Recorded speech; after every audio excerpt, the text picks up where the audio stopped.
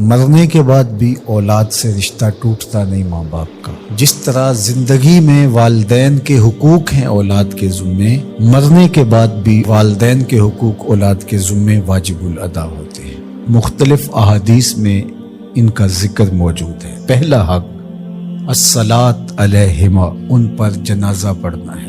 تجہیز و تکفین تدفین اس کے زمرے میں آتی ہے۔ وہ اولاد خوش نصیب ہے جو اپنے ماں باپ کا یہ حق ادا کر پاتے ہیں، ورنہ ایسے بد نصیب لوگ بھی ہیں جنہیں جنازہ آتا نہیں ہوتا اور ساری زندگی لوگوں کے جنازوں میں جا کے رسم ادا کر کے آ جاتے ہیں، اور جب اپنے ماں باپ انتقال کر گئے تو یہ دھوکہ پھر ان کے ساتھ بھی انہیں کرنا ہوتا ہے۔ تو وہ کیا سوچ رہے ہوں گے کہ یہ ماں باپ کے مرنے کے بعد ان کا پہلا حق تھا جو ہم نے ادا نہیں کیا۔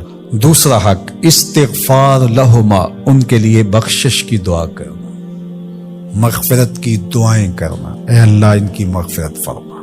تو یہ بات ذہن میں رکھیے، جس طرح باپ کی ماں کی دعائیں اولاد کے حق میں قبول ہوتی ہیں، اس طرح اولاد کی دعائیں والدین کے حق میں قبول ہوتی ہیں۔ تو ان کے لیے استغفار کیا جائے۔ ایک شخص فوت ہوا اور اپنی بدعمالیوں کی وجہ سے قبر میں جکڑا گیا، تو بعد میں اچانک اس سے عذاب اٹھا لیا گیا کچھ عرصے کے بعد۔ تو بارگاہ عزدی میں عرض گزار ہوا، مالک میرے اعمال تو ایسے نہیں تھے کہ مجھے ان مشکلوں سے نکال کے کھڑکی کھول دی گئی جنت کی، تو کہا کہ تیرے مرنے کے بعد تیری بیوی کے ہاں جو بیٹا پیدا ہوا، تیرا بچہ پیدا ہوا، پھر اس نے اس کو پروان چڑھایا، اب وہ بولنے لگا اور اس کو وہ درس گاہ میں چھوڑ آئی، تو استاد نے اس کو پڑھایا، بیٹا پڑھو بسم اللہ الرحمن الرحیم، تو اس نے یہ پڑھا، مجھے شرم آئی کہ اس کا بیٹا مجھے رحمان الرحیم کہہ رہا ہے اور میں اس کو عذاب دوں۔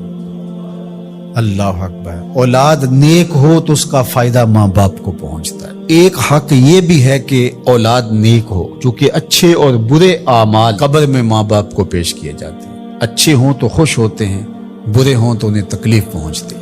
اس لیے ماں باپ کا مرنے کے بعد جو اولاد کے ذمے حق ہے، ان میں سے ایک حق یہ ہے کہ وہ نیک اور صالح ہوں تاکہ ان کو قبر میں راحت پہنچے۔ تیسرا حق ماں باپ کا جو اولاد کے ذمے ہے وہ انفاذ العہد ہے، ان کے عہد پورے کرنے، ان کے وعدے پورے کرنے۔ یعنی انہوں نے جو عہد کر رکھا تھا کسی وجہ سے پورا نہیں کر سکے تو اولاد کے ذمے ہے کہ وہ اس کو ادا کرے۔ وہ عہد اللہ سے بھی ہو سکتا ہے اور اللہ کی مخلوق سے بھی ہو سکتا ہے۔ اللہ سے کوئی منت مانی تھی، پوری نہیں کر سکے، اسی طرح مخلوق کے ساتھ کوئی وعدہ تھا، اس وعدے کی تکمیل نہیں ہو سکی تھی تو ان وعدوں کو پورا کرے۔ اس طرح قرض دینا تھا کسی کا اور انتقال کر گئے تو اولاد اس کو اپنی طرف سے ادا کرے۔ اس کا اگر مال ہے تو اس کے مال سے ادا کر کے اس کے بعد پھر جو ہے وہ اس کی وراثت تقسیم ہوگی، اور اگر مال نہیں بھی تھا تو پھر بھی اولاد کے ذمہ ہے کہ اپنے باپ کا قرض ادا کرے۔ اور یہ اگر جنازہ پڑھنے سے پہلے کر دیا جائے تو یہ سب سے اچھا اور سب سے بہتر ہے۔ ایک تو یہ ہے کہ انہوں نے جو وعدے کر رکھے تھے، ان کے جو عہد تھے وہ پورے کرے، لیکن اس کے زمرے کے اندر وہ واجب کی سطح تک تو نہیں ہے، لیکن ان کے حقوق میں سے ہے کہ ان کے معمولات خیر کو جاری رکھے۔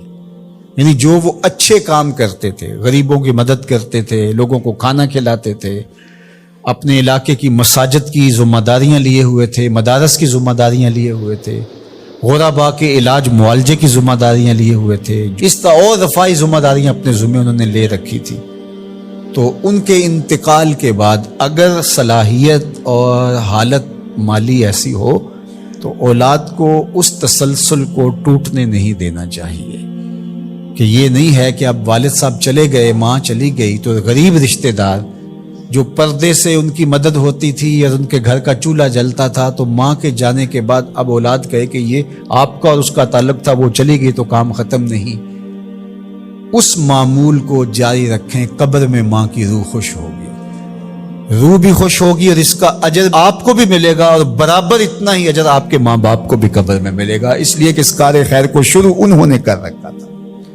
تو جو معمولات خیر ہیں ماں باپ کے، ان کو جاری رکھا جائے۔ چوتھا حق ماں باپ کا مرنے کے بعد جو اولاد کے ذمہ عائد ہوتا ہے وہ ہے بر الاصدقاء، حسن سلوک کرنا باپ کے دوستوں کے ساتھ اور ماں کی سہیلیوں کے ساتھ. خالہ ماں کی جگہ پہ آتی ہے اور چچا باپ کی جگہ پہ آتا ہے. تو ماں کے انتقال کے بعد جو ماں کی طرف سے رشتہ داری کا سلسلہ ہے اس کو توڑ نہ دیا جائے کہ اب ماں نہیں رہی تو رشتے بھی ختم, اس طرح باپ نہیں رہا تو رشتے بھی ختم. تو ان کے ساتھ صلہ رحمی کی جائے. مرنے والے والدین کے حقوق کو کون ہے ایسا دین جو اس طرح بیان کرے گا؟ آج دنیا یورپ کی بات کرتے ہیں, وہ تو زندہ ماں باپ کو اولڈ پیپلز ہوم میں چھوڑ آتے ہیں. ایک ماں 10 بچوں کو پال لیتی ہے, 10 بیٹوں کو ایک باپ پالتا ہے, پھر 10 بیٹے مل کر ایک باپ کو نہیں پال سکتے. تو خوش نصیب ہیں وہ لوگ جو اپنے ماں باپ کی خدمت کو شعار زندگی کے